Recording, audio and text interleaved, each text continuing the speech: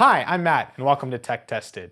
Today we finally get our hands on the Halo CC V1 chassis, and seeing as how it's March 2nd, the launch day of Ryzen, we're going to be giving the AM3 Plus platform the send-off it deserves.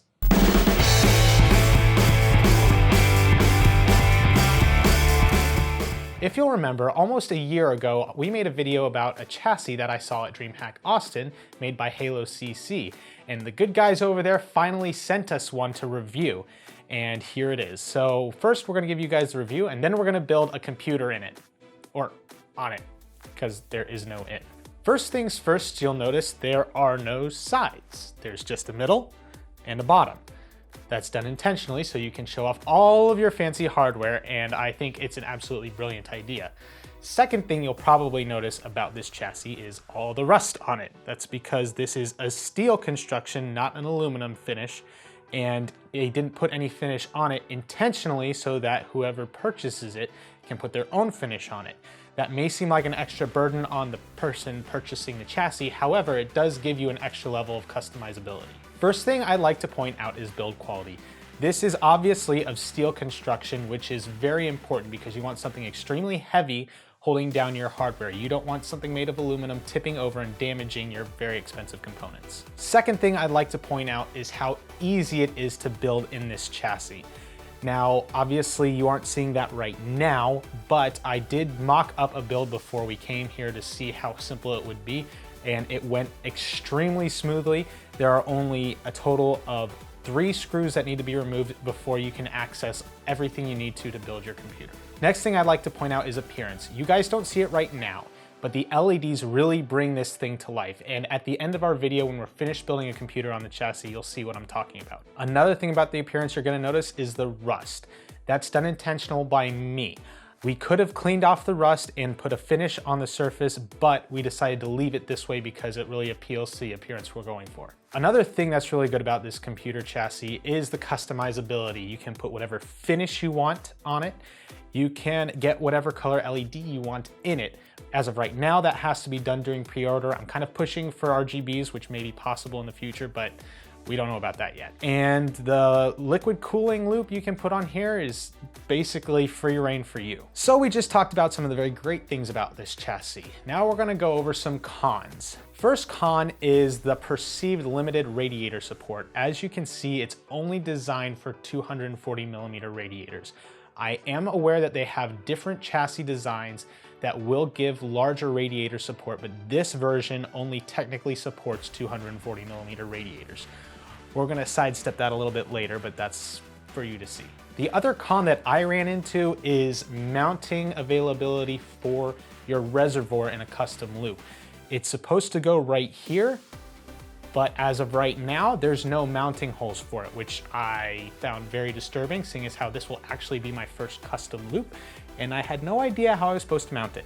So we also came up with a somewhat clever way of working around that as well. Another con, this could be considered a con, maybe not, the storage limitation. Right now, there's only mounting points for 2 SSDs on this chassis, but with the popularity of NVMe and M.2 storage coming on the high end, and that is typically what you would put in an expensive chassis like this, I don't think it's that big of a deal. It's just something to keep in mind. Another thing you'll want to take notice of is because of the exposed nature of your computer, it's going to have a perceived faster build-up of dust. Now, the guys over at Halo CC were kind enough to point out that every computer accumulates dust, and when you have it exposed like this, you're actually gonna be prone to cleaning it off more.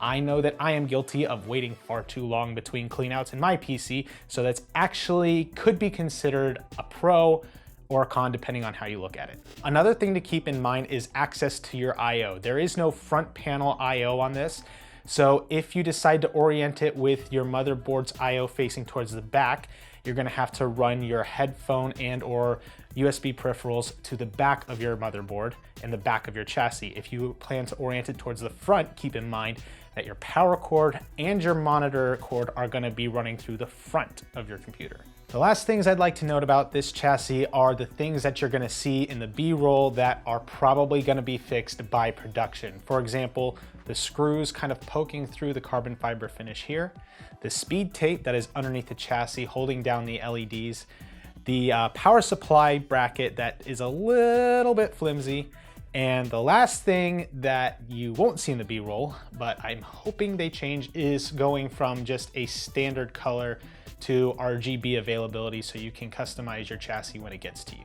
But no computer case review would be complete without a computer, so let's get on with the build. Now, as I mentioned before, there was a perceived limitation of a 240mm radiator for this chassis. However, we like to go overkill here at Tech Tested, and I opted for a 480mm radiator. Now, there's gonna be some interference issues that we're gonna have to deal with, but we will make this work. And as you can see, the fans are already on it. I did mock this build up before we put it together, except for the tubing for the cooling system. So I also want to say mounting the radiator first, especially if you're going in push-pull, is nice because of where the cables for the fans have to go through.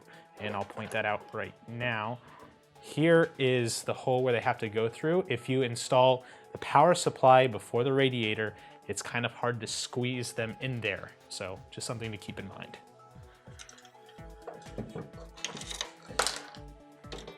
What are you doing right now? I am removing the screws for these fans because they are also the mounting screws, so it can be held onto the chassis. There we go.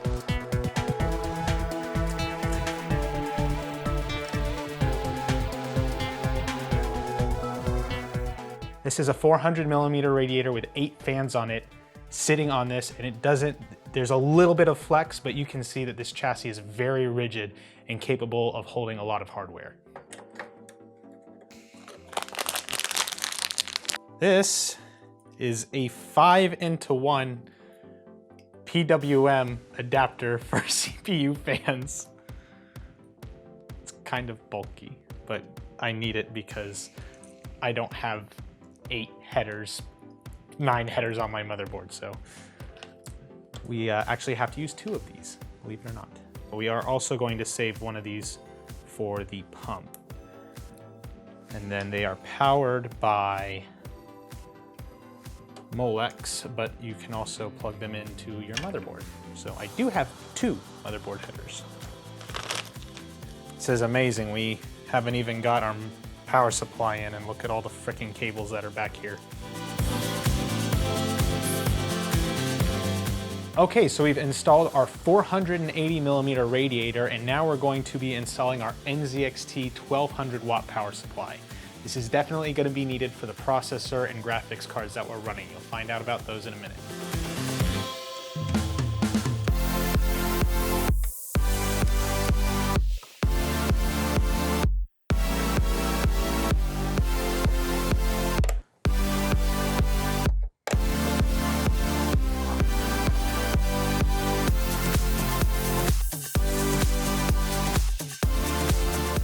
These are the plugs that are going to be controlling all of our fans. Let's see how loud they get. I know that this chassis can accommodate a lot of cables. I don't know if we're going to be pushing it to its limit though. We'll see. Typically, your SSD would mount right here where these holes are. But because we've got such a big radiator, the screws would actually interfere with the fans. So we're gonna kind of tuck our SSD in with all of these cables. Hopefully all goes well. So clean. By the way, that's rubber from double-sided tape left on there from another build. Moment of truth, we're gonna try to jam all these cables in here so we can start the installation of our motherboard. I don't think this is gonna work. This is definitely not my best cable management job. I would hope you would all agree with that. Too many cables. This is so bad. Okay, we're gonna try this a different way. We're not gonna try to crush everything. We're gonna try to pull some of these cables out, and then once we've got it closed, we'll try to feed them through. How about that? By the way, I am gonna fix this. This got damaged in shipping. That's the power button, or one of the wires to it, so that will be taken care of.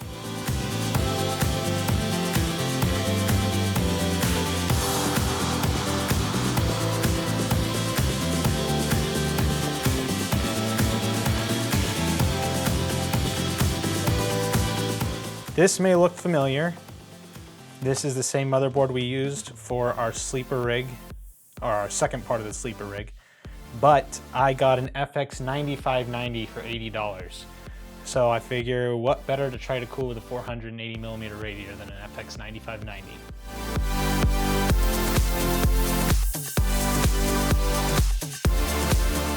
Something else I would like to note, in case you didn't notice, there is no way for you to access the back of the motherboard once it's installed. There's no CPU cutout. So just something to keep in mind, you do need to install any brackets for your cooler prior to installing the motherboard.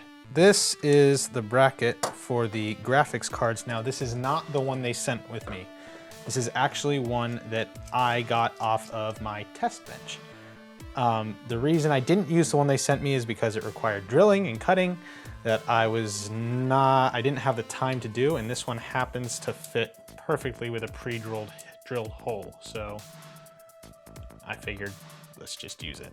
Another smoking deal I got was I got two R9 390s for 120 bucks a piece. So I decided these were the bad boys that were gonna go in this rig.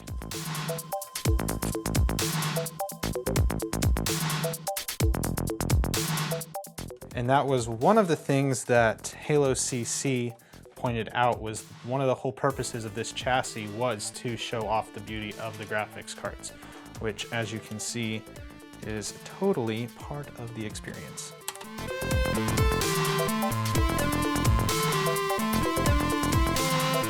Cable management isn't going quite as easily as I had hoped, but we're gonna deal with it for now. Maybe make some final tweaks before we finish off the system, but we're gonna go into doing our custom loop. This is my very first one, and it is unconventional to say the least. So you might see some very fun screw-ups today. I have opted to go for traditional rubber hose, reason being I am not about to try to do rigid lines for my first custom loop. Second, we are not doing water blocks on our GPUs, obviously, for the same reason. We are just doing a CPU loop. And this is our reservoir pump combo that I bought off eBay. I think it was like $47. We'll find out if this was a bad idea or not. And my solution for mounting it is absolutely horrific. It's a magnet stuck to the bottom of the pump, and it doesn't hold very well.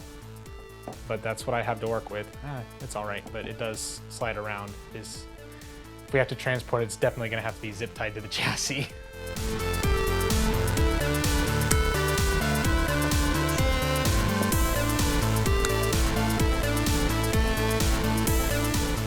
Something I'd like to note, I did not want to use this style hose clamp. Now, I realize the popular thing to do is compression fittings. As a mechanic, I am more accustomed to hose clamps, so this is what I'm comfortable using. That's what we're going to use in this build.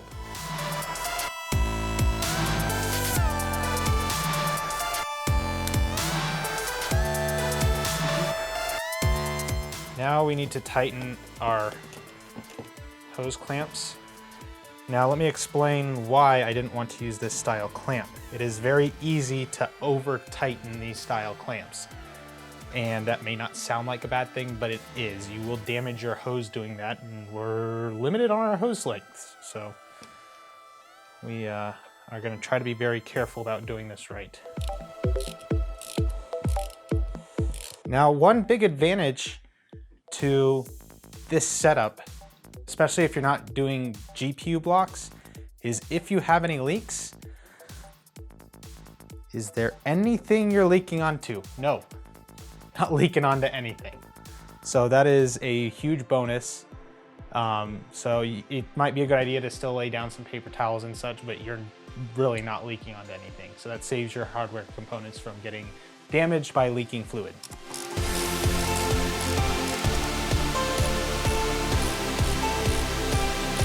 Okay, we are getting to the most nerve-wracking part of the build. We are going to bleed the system. Now, I have left the 24 pin, actually I pulled it apart and jumpered it, and I'm protecting it with this little plastic bag.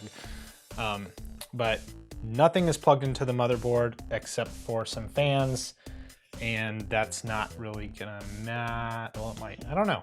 We'll see how this goes. This may not do anything initially. I may have to redo some wiring, but I also don't know if we have enough coolant, so we're just gonna.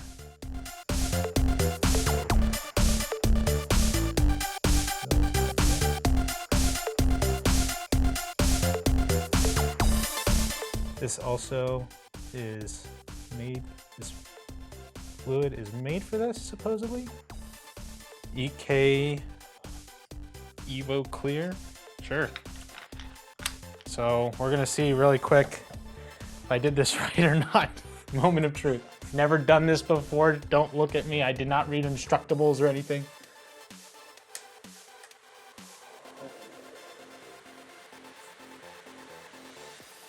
We're gonna use my tools to prop this up. And I'll explain why in a moment. So the reason we're doing this is because we want the fluid to bleed out. Now, the way I've got this set up, somebody with more experience can tell me if this is correct. This is just me going with my automotive knowledge. We have the outlet coming to the bottom of the CPU block, which then fills from the bottom up, pushing all the air up through this hose, which then does the same thing in the radiator. It'll flow down and then fill from the bottom up. And if we had it level, it would only go as high as the tube goes, and then it wouldn't fill up the rest of the radiator. With it tilted, it will fill up the entire radiator, push the air back down through here, theoretically bleeding the system. We'll see if this continues to work or not.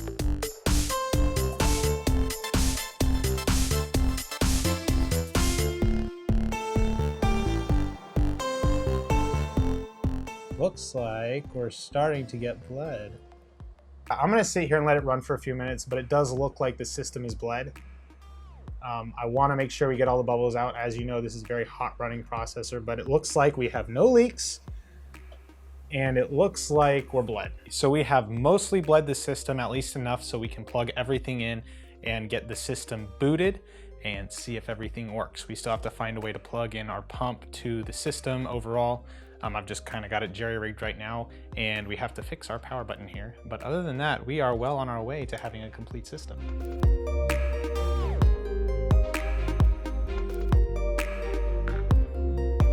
See guys, this is not a permanent solution. I am not going to transport it like that. We will do something about that. That is not long-term, trust me.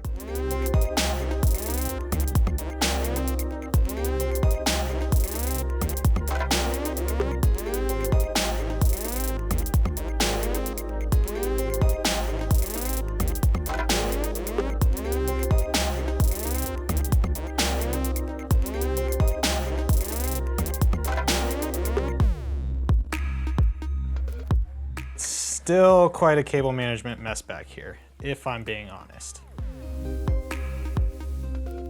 So there it is, the Halo CC-V1 computer chassis with our send-off of the AM3 Plus platform.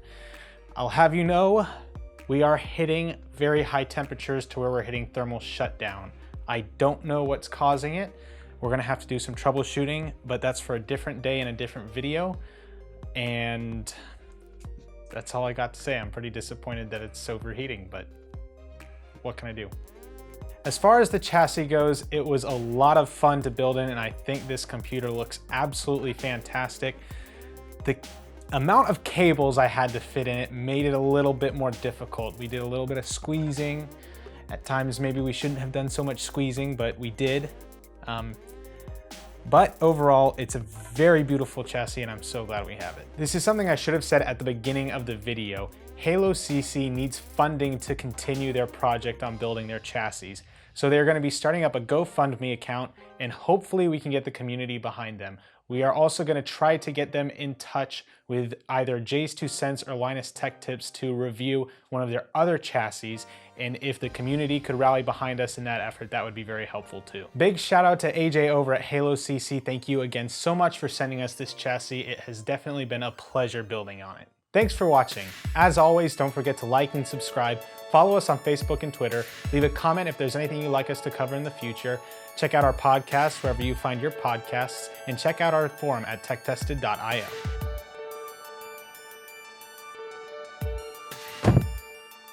Yay.